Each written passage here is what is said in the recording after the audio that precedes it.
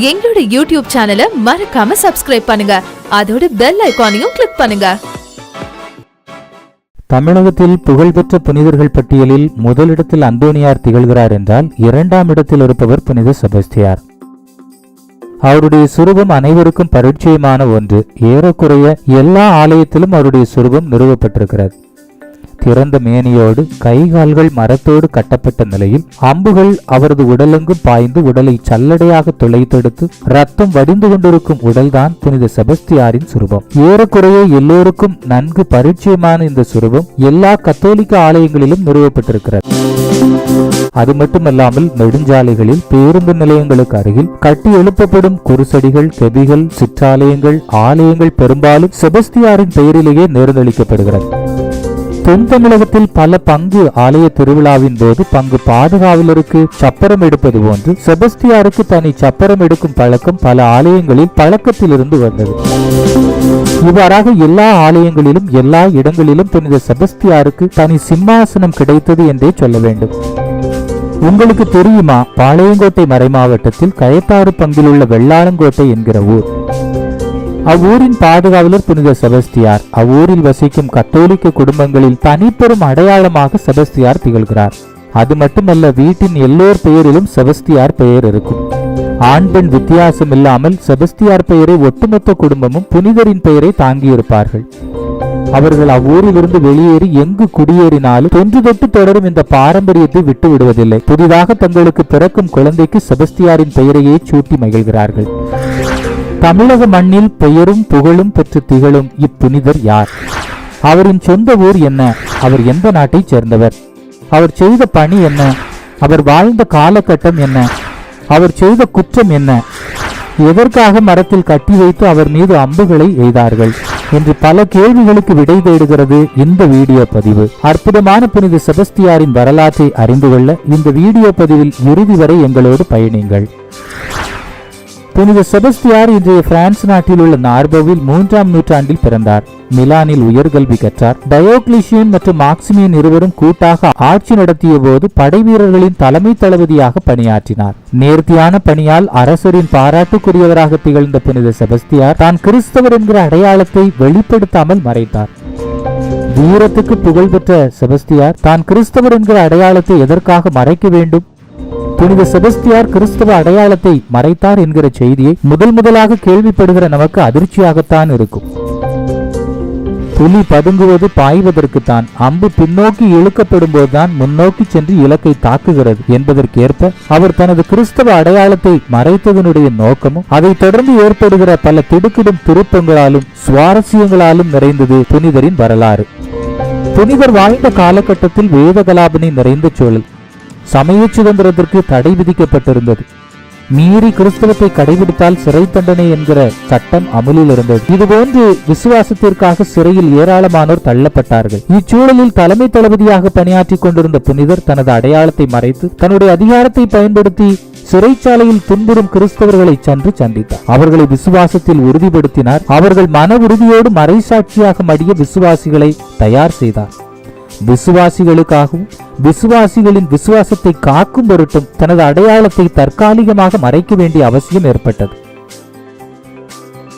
மார்சலினஸ் மற்றும் மார்க் இவ்விருவரும் உடன்பிறப்புகள். நற்செய்தியின் பொருட்டு சிறையில் தள்ளப்பட்டவர்கள். விசுவாசத்தில் உறுதியாய் நிலைத்து நின்ற இவர்கள் தங்களது பெற்றோரின் கண்ணீரை கண்டு தங்களது விசுவாசத்தை துறந்து விடலாம் என முடிவெடுத்தார்கள். இவர்களை சந்தித்த செபஸ்தியார் அவர்களை விசுவாசத்தில் உறுதிப்படுத்தினார்.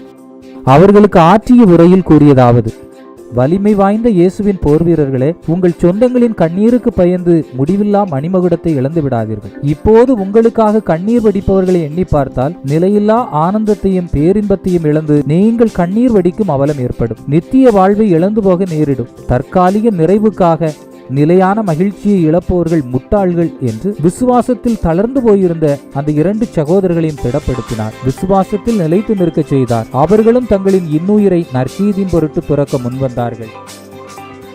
புனித செபஸ்தியார் ஏனைய விசுவாசிகளை மறைசாட்சியாக மடிவதற்கு தூண்டியது போன்று அவரும் மறைசாட்சியாய் மடிவதற்கு ஆவலாயிருந்தார்.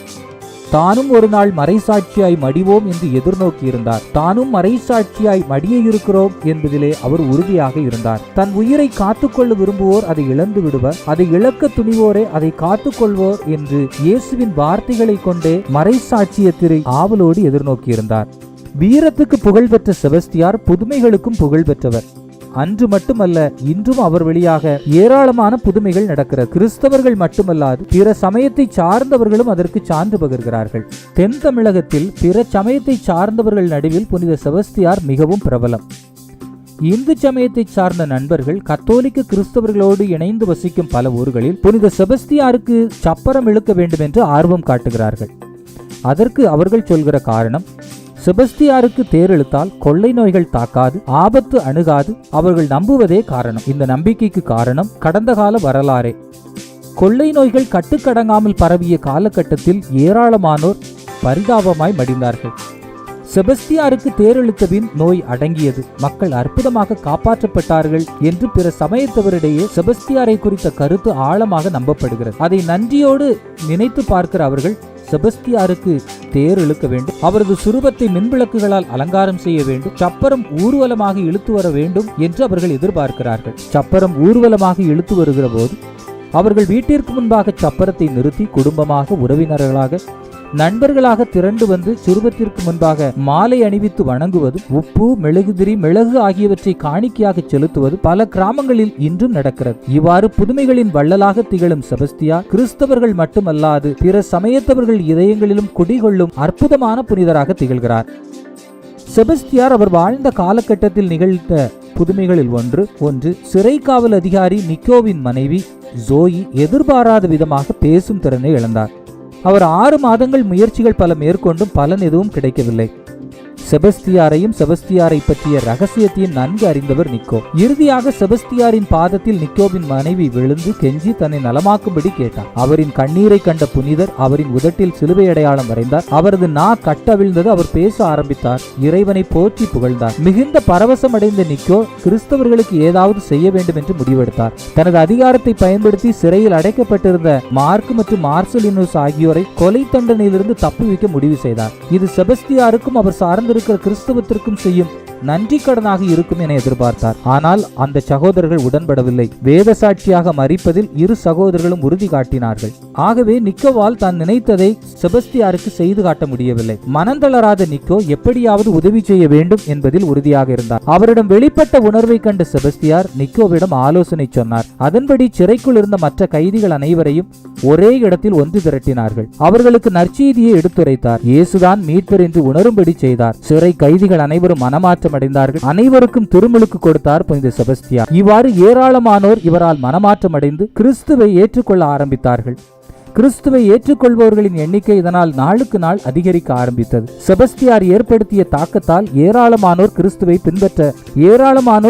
பின்பற்றுகிறார்கள் என்பதை அறிந்த அரசன் ஆத்திரமடைந்தான். செபஸ்தியாரை கைது செய்து விசாரணை நடத்தினான். கிறிஸ்துவை மறுதலித்தால் உயிர் பிழைக்கலாம், இல்லை என்றால் பிணமாக வேண்டும் என்று எச்சரிக்கை விடுத்தான்.